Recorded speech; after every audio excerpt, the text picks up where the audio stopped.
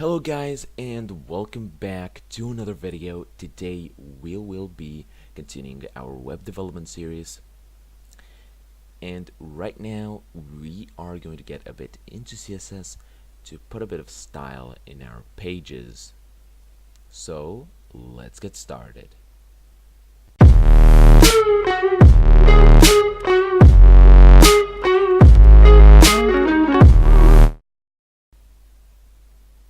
Okay, so right here in my taskbar I have Sublime open with the file that we did last time, and here we have our image.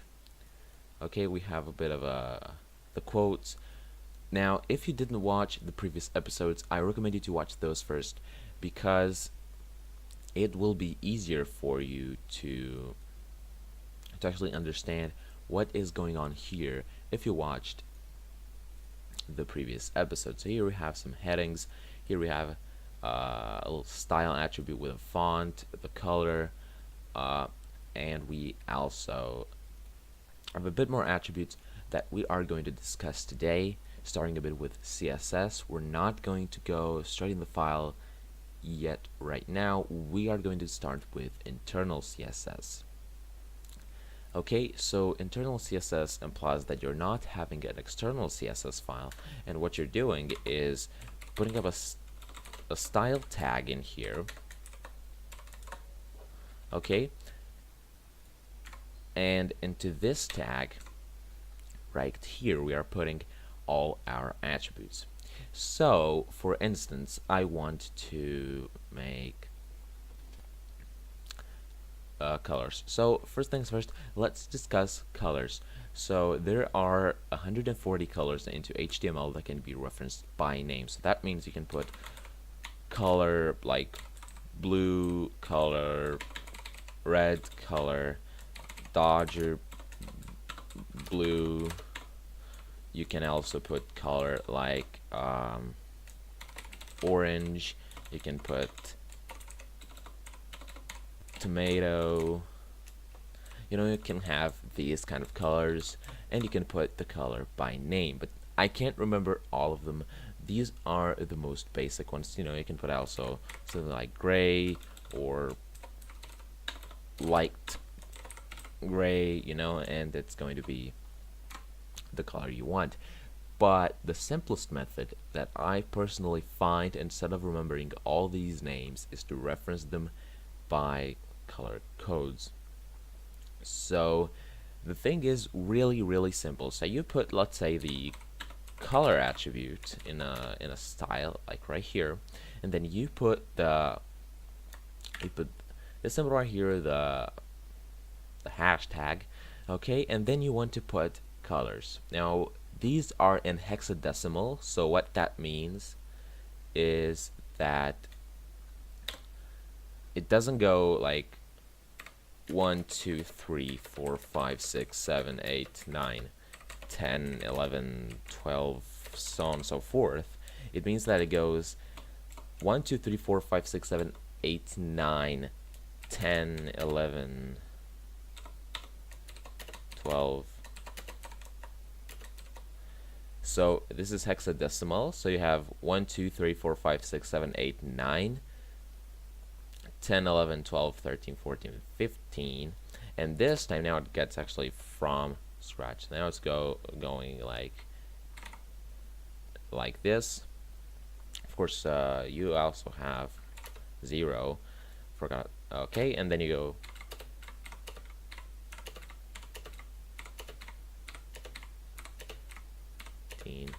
19, and you go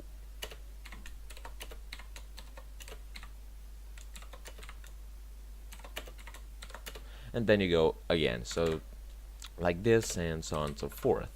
And the equivalent in our normal usage basically is, so from 0 to basically 9 is the same, and then it starts 10. Okay, let's put some spaces in here.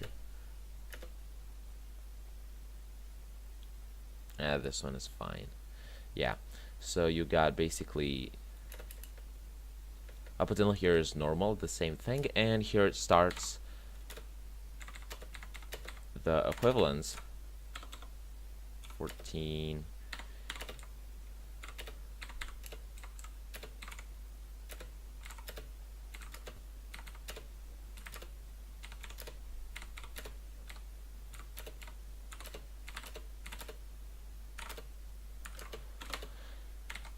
And so on and so forth. So basically, what happens is that instead of having to count to 10, you have to count to 15. So from 0 to 15, there are 16 numbers. That's what hexadecimal. And you have every number going up. So for instance, if I want to put and write number 15, I'm going to write F. If I want to write from in hexadecimal the decimal number 27, I'm going to go 1B. If I want to write, let's say 14, it's going to be 20. And this is basically how this works. So you have an axis that's a bit longer until it changes digits, front digits, and this is what we use in hexadecimal. Now, I'm not going to do the conversions. I'm not going to show you the conversion algorithm right now. I'm going to show it, I think, in another episode. But what I want to do is go to calculator if I want to find a number that's from hexadecimal. And you are going to go to, I think it's programmer. Yeah. And you have here hexadecimal, decimal, octal, and binary. So for binary, of course, you have ones and zeros. For octal, you have from 0 to 7, so you have 8 octal. So the same thing like here, you know, you go, but you don't go to 10, you go 1, 2, 3, 4, 5, 6, 7, and then of course 0, and there you go again.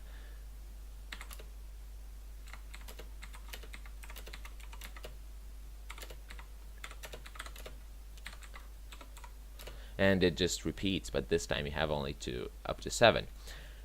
And of course you have the equivalent into your decimal. So this is basically how these work. And the binary is the same thing. You have 0, 1, 1, 0, 1, 1. Wait a minute. Oh yeah, it was 100. Then you have 101. Then you have 110. Then you have later on 111, and then you have like this, and it just goes on. So this is binary. And now if I go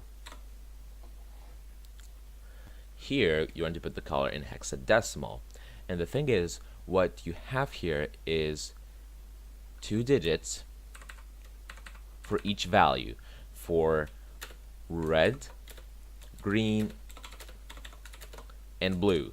So you have 2 digits for red, 2 digits for green, and 2 digits for blue. And why did I tell you about those hexadecimal things?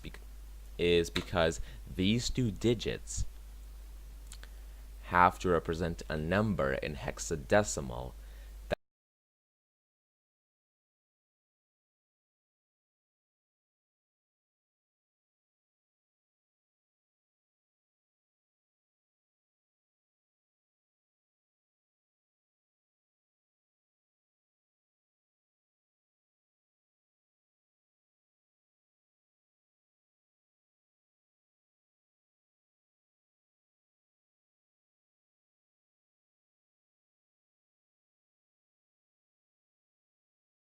And the maximum value is actually FF into hexadecimal, because that is the biggest digit in hexadecimal. And just like you have 99, you have FF. So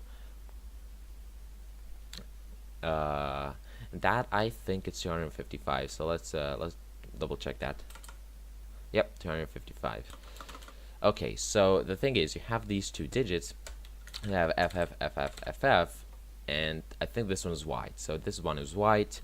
Then if you want a gray, you go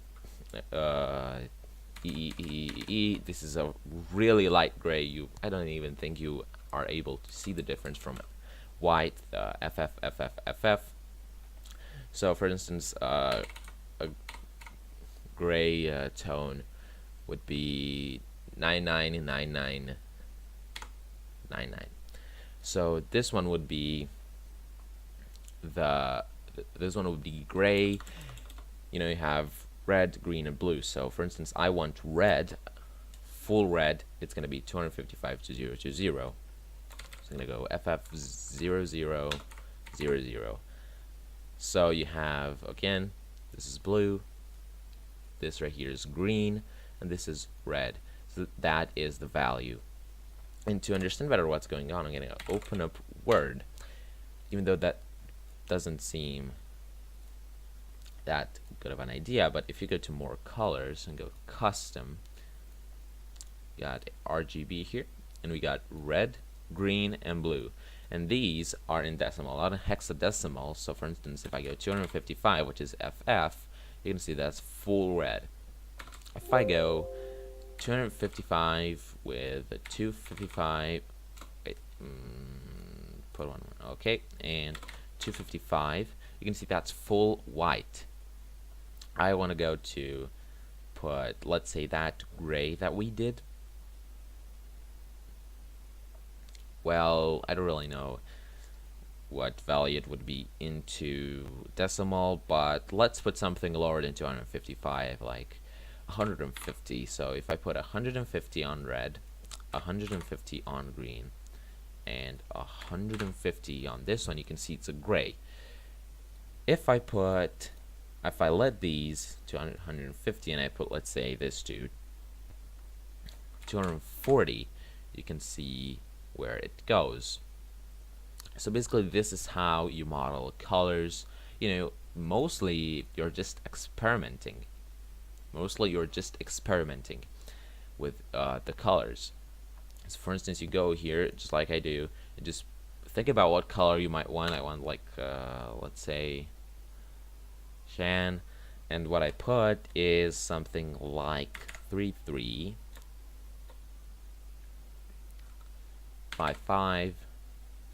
I think this is gonna get out a turquoise or something, and I'm gonna put this to DD, and let's say this is what might come out. So I'm gonna cut that up because that's not its place. I'm gonna put it over here, save the file, go real quick and open this file, and this is the color we got. It's kind of blue, so I want that cyan. Let's say I'm gonna remove the red. I'm gonna make it 00. I'm gonna go here. I'm gonna press F5. You know, not really big of a difference. What if I make it a lighter tone? So what if I put this to FF? This I put to 88, and get this, so I can make it whiter. I'm gonna put this to 77, so I make it a lighter color. So we get a lighter color. You can see it's not really the color I want, so I'm gonna make this to BB, and then I'm gonna make this DD. BB. Save this, and this should do it. And yeah, it's a really light color. Now, the easier alternative to finding a color is to have a calculator and something like Word open. You know, you just go here, mess around. I want the cyan. I'm gonna do, like, let's say this color, this light blue, and I'm gonna get the red, which is 75, and I'm gonna put it here as 75, and that's 4B for the red. Then I want 195 green, which is going to be here 195. Okay, and it's going to be C3.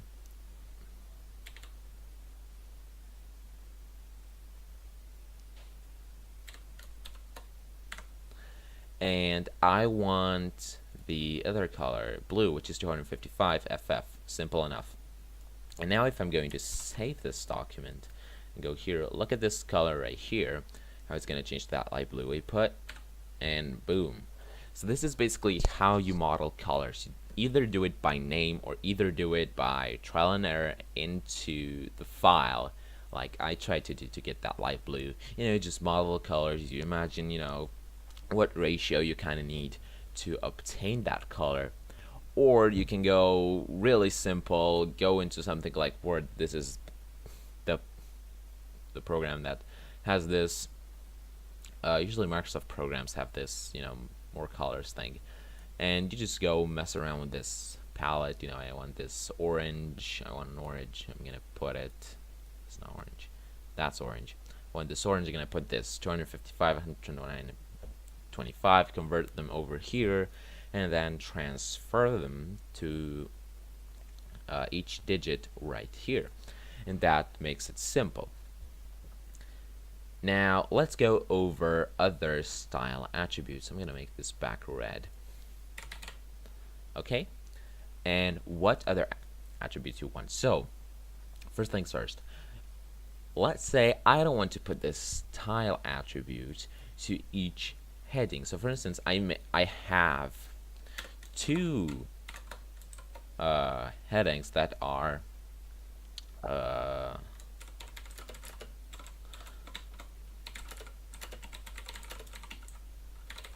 I have two headings that are H2 because I want two headings that have this size. Okay, where is it? Did I save it? Ah, no, I did. Okay, so I have this heading, and I want two headings with this size, but I want both to have that font and that color and everything, and I don't want to get the. Okay, this doesn't have a style attribute, so I'm gonna put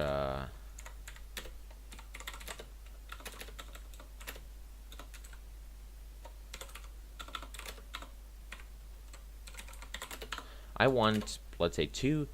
I want this to courier new. I think that's what it's called. With it being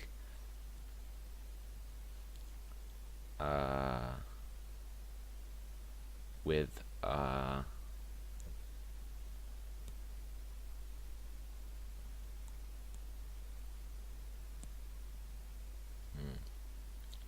oh, I think the font is enough. Let's let it that way. Yeah, just save it. Okay, so we saved this with courier new,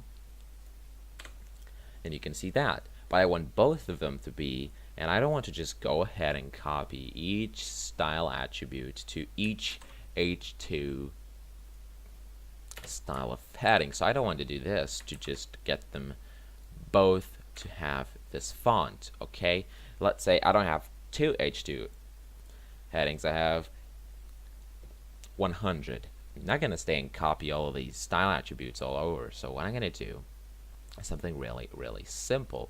So we're going to remove this style attribute because we're not going to need it.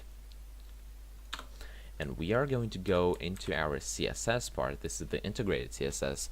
We are going to discuss in the next episode the CSS files, cascading style sheet. That's what it stands for. And what I want to do is go H2. Okay, this is H2, and I'm going to open this. I'm going to put a column. I'm going to open this. Okay, and I'm going to put here color, because I want color for both of them, and I'm going to make it green, and I'm going to make font family courier new, and I'm going to save this.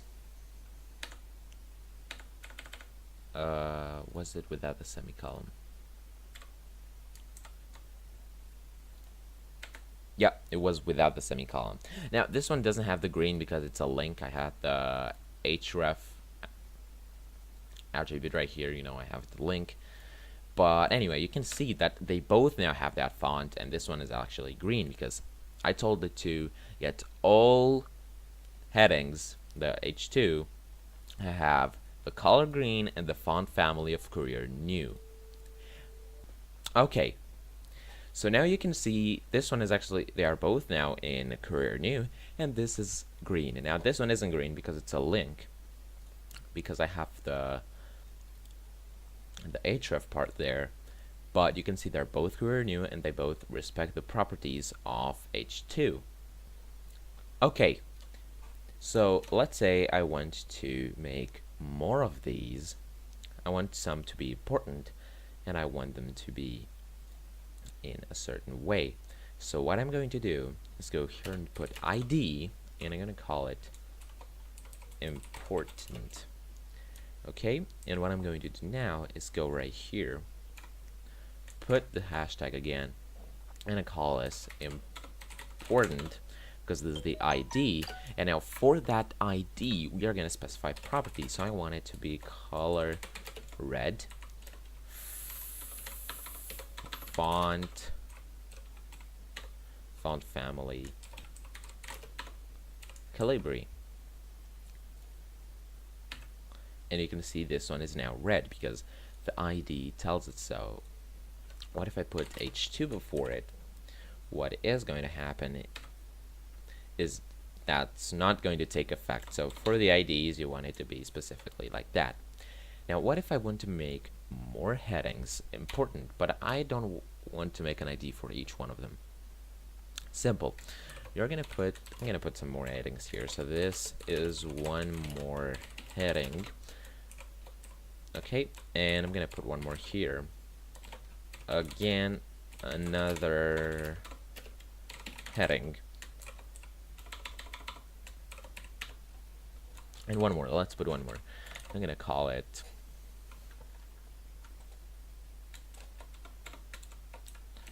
heading that is important. And what I'm gonna do is create a class. So what this means is that if I put here the name of the class that I want to create, I'm gonna call this my first class. Okay, and I'm gonna put properties for it. So I'm gonna put color blue so we can differentiate it, and font family Times New Roman. And what I'm going to do is the ones I want now highlighted, I'm going to put class attribute, and I'm going to call it my first class. And for this one too. So let's make two of them with this class, and I'm going to call it my first class.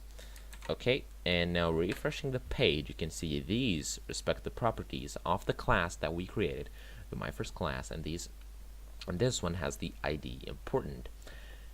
Now, what if I put the ID to more than one thing? So this is what I'm going to show you right now. What if I put ID to more than one? Well, the simple answer is just going to act like a class. So basically ID and class, it's mostly the same thing. And yeah, that's basically it. Now, the thing with a class is, though, and this is what I personally prefer, is that you can do one more thing. So if I put a list, so I want to make a list. Let's make an organized list. I'm going to call this, okay, I'm going to make it LI, I think it is. First item.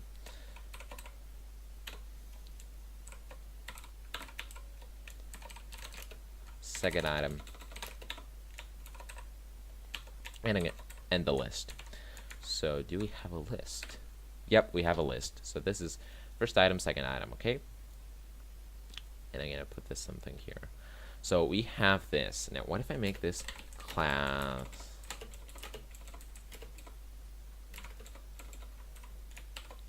my first class, that's going to just respect the properties, okay? It's blue times new Roman.